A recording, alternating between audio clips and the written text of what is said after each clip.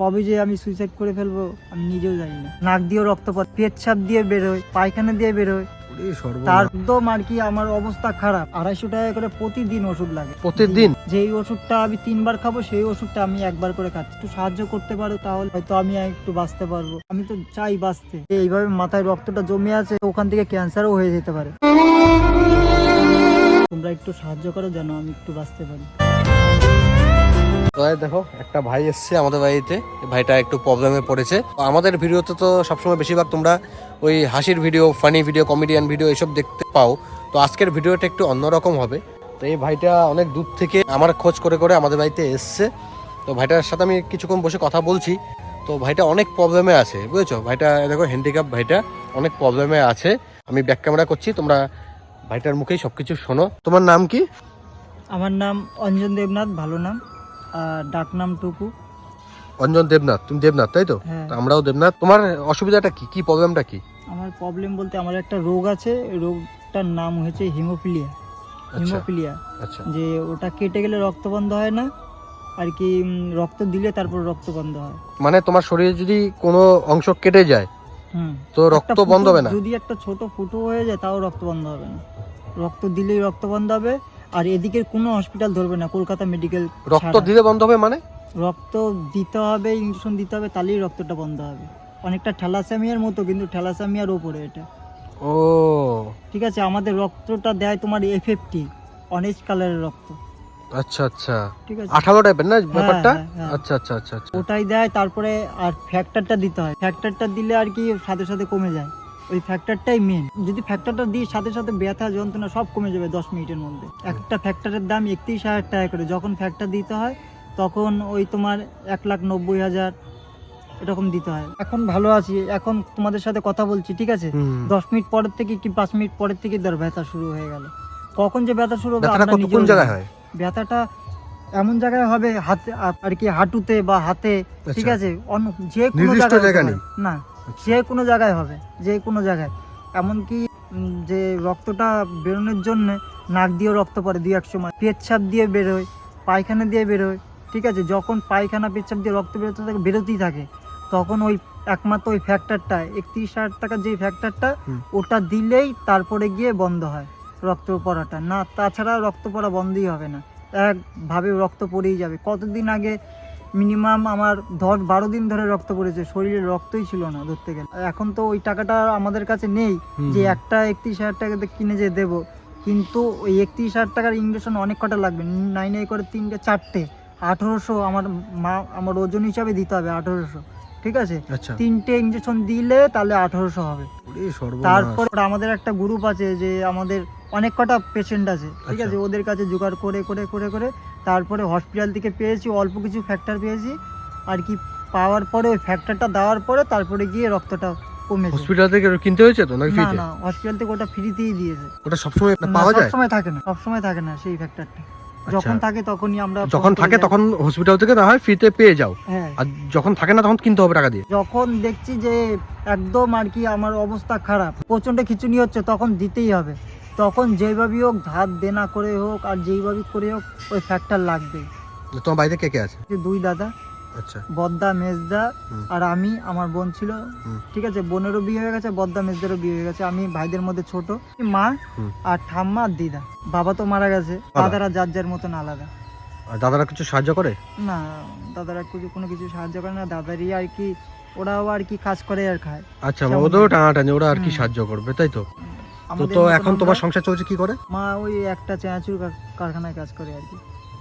কত করে পায় ওখানে? তোমার পায় 150 টাকা। 250 টাকা করে প্রতিদিন ওষুধ লাগে। দিনে প্রতিদিন 250 টাকার? 250 টাকা করে ওষুধ লাগে। দিনে 3টে করে ইঞ্জেকশন লাগে, দিনে 3টে করে ওষুধ লাগে। এক একটা ওষুধের দাম তো অনেক। যেই ওষুধটা আমি 3 বার খাবো সেই ওষুধটা আমি একবার করে খাচ্ছি, তাহলে কিভাবে কমবে বলো? আর ওষুধ যদি নাই একবারে খাই, একদিন যদি না ওষুধ খাই, তাহলে চোখে কোনো কিছু দেখতে পাবো না। চোখে কোনো কিছু দেখতে পারবো না, সারাদিন শুয়েই থাকবো, আরও বেশি অবস্থা খারাপ হয়ে যাবে। এর জন্য পয়সার জন্য ওষুধ একবার করে খাচ্ছি। কিছু ওষুধ কিনলেও একবার করে খাচ্ছি। আমি পুরো একদম কোর্স কমপ্লিট করতে পারছি না, যে সারাদিনে যে 3টে করে ওষুধ সকালে দুপুরে রাতে, সেই কোর্সটাই আমি কমপ্লিট করতে পারছি না এই পয়সার জন্য। আজকে তো কি একটা করে খাচ্ছ? একটা করে খাচ্ছি। তো একটা করে খাবে তোমার তো না। সুস্থ হবে কি করে? প্রতিদিন 250 টাকার ওষুধ সম্ভব নাকি?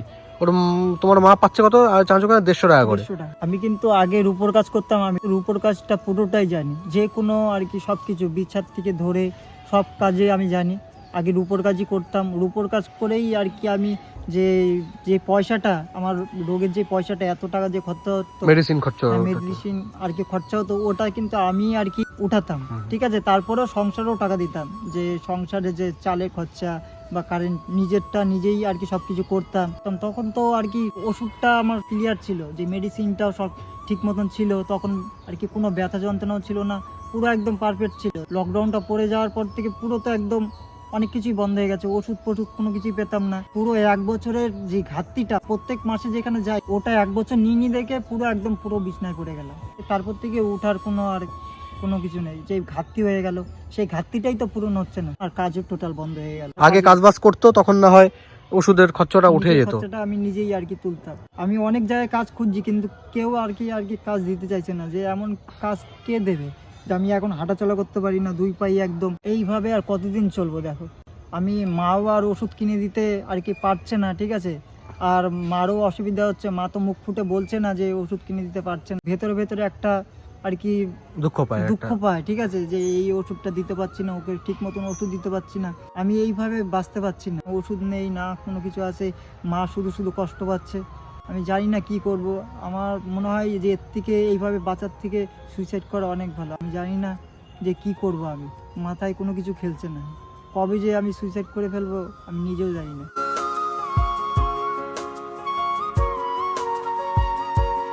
আমার মা যে এত কিছু করেছে আমার জন্য, কিন্তু আমি মার জন্য কোনো কিছুই করতে পারলাম না। এই ভাইয়ের যে কন্ডিশন, এ তো জামা কাপড় পরে আছে, তো সেই জন্য আমরা কিন্তু মানে বুঝতে পারছি না কি অবস্থা। এই ভাই আমাকে ফটো দেখিয়েছে, ভাইয়ের ফটোটা আমি তোমাদেরকে দিয়ে দেবো, দেখো ভাইয়ের মানে কন্ডিশন প্রচণ্ডই খারাপ।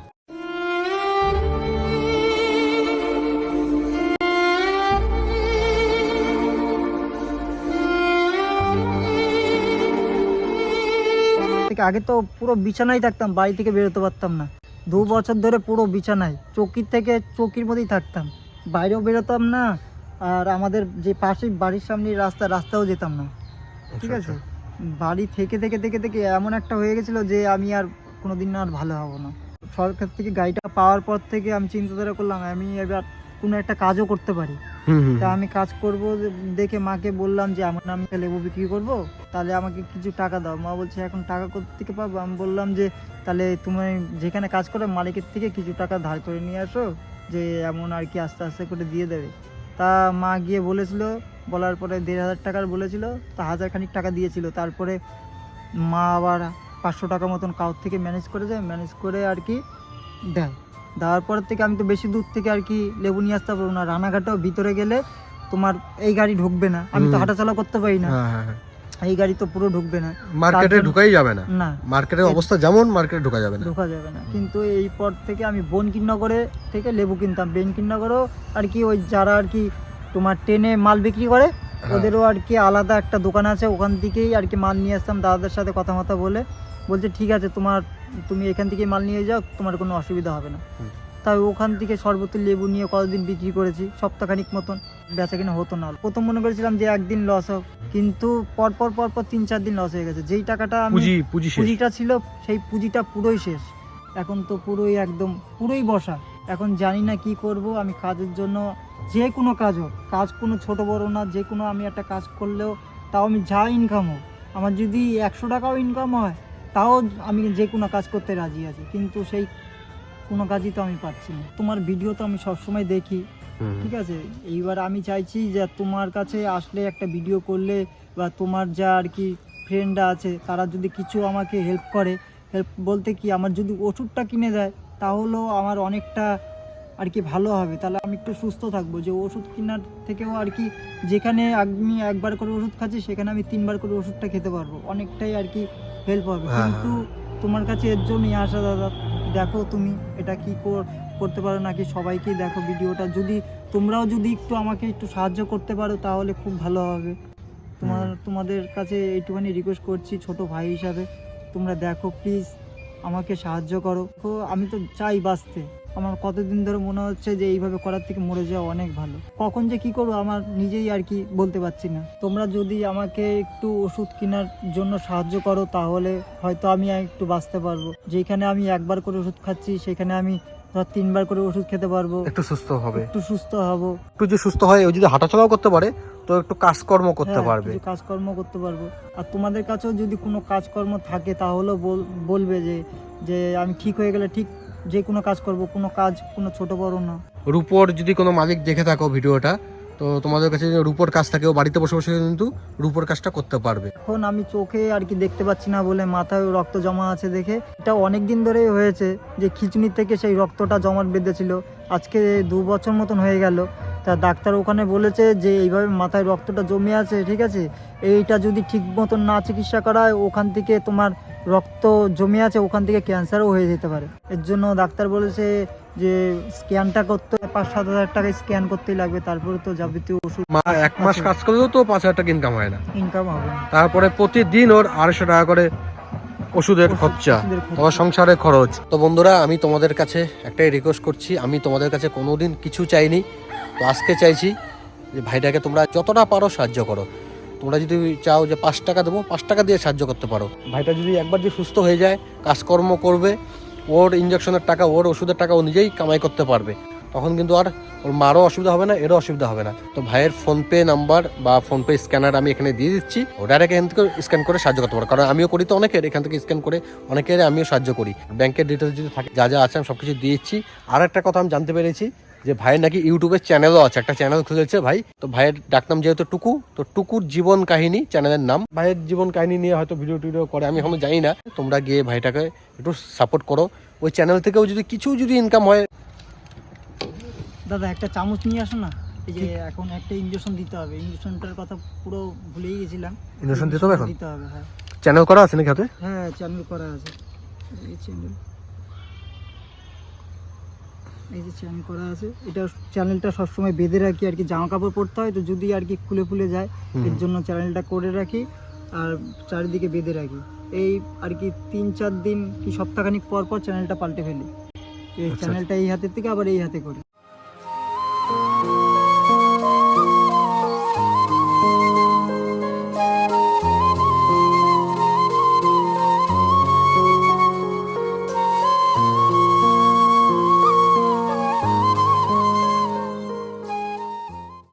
এই ইঞ্জেকশনটার পরে পুরো একদম মাথাটা একদম ঝিম ধরে গেল, আবার একটুখানি পরে গিয়ে ঠিক হবে।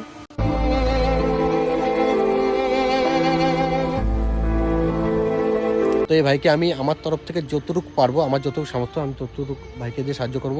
তোমাদের যতটুকু সামর্থ্য তোমরা ততটুকু দিয়ে ভাইকে সাহায্য করো, যে যেমন পারো। 5 টাকা হোক, 6 টাকা হোক, 10 টাকা হোক, 50 টাকা হোক, 100 টাকা হোক, যে যেমন পারো, যার যতটুকু সামর্থ্য বলছি ওইভাবে ভাইটাকে সাহায্য করো। আমরা তো অনেকভাবে অনেক টাকা পয়সা উড়িয়ে দিই।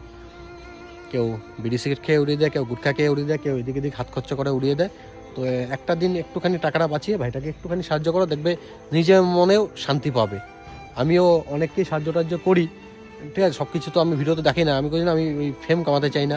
রাস্তাঘাটেও টুকটাক সাহায্য যেগুলো করি আর কি, তো ওটা করার পরে না মনে শান্তি পাওয়া যায়। আমাদের কত সুন্দর জীবন, হ্যাঁ, চলাফেরা করতে পারছি, কত কিছু করতে পারছি, আমাদের যা ইচ্ছা তাই করতে পারছি, তাও কিন্তু আমরা এই জীবন সন্তুষ্ট না। আর এই ভাইয়ের কথা ভাবো, সবার জীবন এক না। স্ক্যানারের মধ্যে তোমার কি নাম আসবে? অঞ্জন দেবনাথ। অঞ্জন দেবনাথ আসবে। তো এই টাকা কিন্তু ডাইরেক্ট ভাইয়ের অ্যাকাউন্টে যাবে, ভাইয়ের অ্যাকাউন্ট সবকিছু দেওয়া আছে। তো অনেকে আছে না, অনেক ভিডিও নিয়ে অনেকে 2 নম্বরই করে, বুঝেছো, চিটিং করে, ও নিজের স্ক্যানার দিয়ে দেয়। তো ভাইয়ের নাম যদি আসে অঞ্জন দেবনাথ, তবেই পেমেন্ট করো, নাহলে কিন্তু করো না। কারণ আমার ভিডিও যে আমার কাছে থাকবে কোনো মানে নেই। এইটুক সিন অনেকে কেটে শর্ট ভিডিওতে, অনেক ভিডিওতে, অন্যের ভিডিওতে ঢুকিয়ে ওরা কিন্তু এভাবে ইনকাম করছে। অনেক আমি এভাবে জানি ব্যাপারটা, অনেক হচ্ছেও এমন। তো সেজন্য আমি সতর্ক আছি, তোমরা সতর্ক থাকো। অ্যাকাউন্ট নাম্বার আছে ভাইয়ের, অ্যাকাউন্ট নাম্বারও আমি ডিসক্রিপশনে দিয়ে দেবো। যে যেমন পারো একটু সাহায্য করো, তুমি অল্প অল্প করে যদি দাও না, অনেক হয়ে যাবে। মাম্মাম কেমন আছিস? ভালো। তোমার জন্য একটা জিনিস আছে। Thank you. দুটো নিয়ে এসছো? হ্যাঁ, একটা নিয়ে এসছো। বন্ধুরা, আমি এখন চলে যাচ্ছি, টাটা। তোমরা একটু সাহায্য করো যেন আমি একটু বাঁচতে পারি।